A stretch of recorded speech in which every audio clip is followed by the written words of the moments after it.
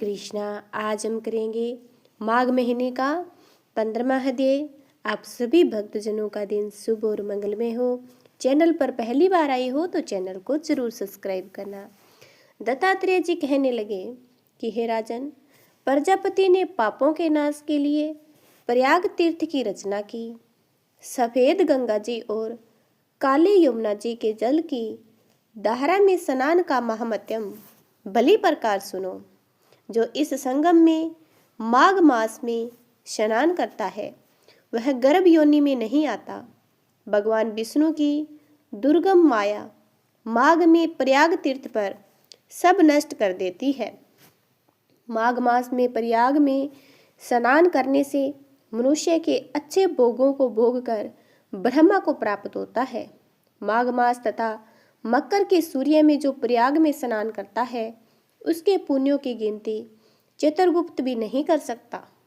100 वर्ष तक निराहार रहकर जो पुण्य प्राप्त होता है वही फल माघ मास में 3 दिन प्रयाग में स्नान करने से होता है।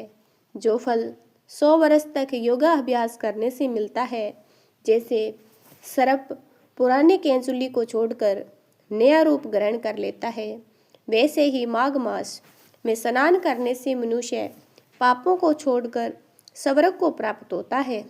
परंतु गंगा यमुना के संगम में स्नान करने से हजारों गुना फल मिलता है। हे राजन, जिसको अमृत कहते हैं वह यह त्रिवेणी ही है।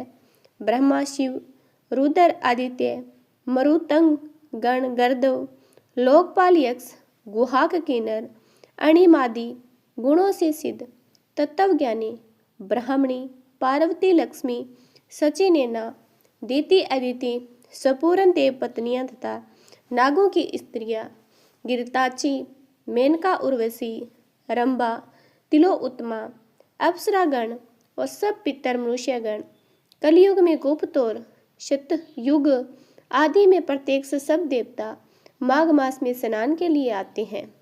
इन दिनों माघ मास में प्रयाग में स्नान करने से जो फल मिलता है वह ईश्वर से कह सकता है, मनुष्य में कहने की शक्ति नहीं है।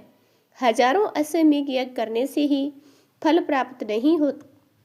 पूर्व समय में कांचन मालिनी ने इस स्नान का फल राक्षस को दिया था और इससे वह पापी से मुक्त हो गया। इसी प्रकार से हमारा ये 15वां अध्याय समाप्त होता है। 16वें अध्याय को सुनने के लिए चैनल को जरूर सब्सक्राइब करना। जय माता दी।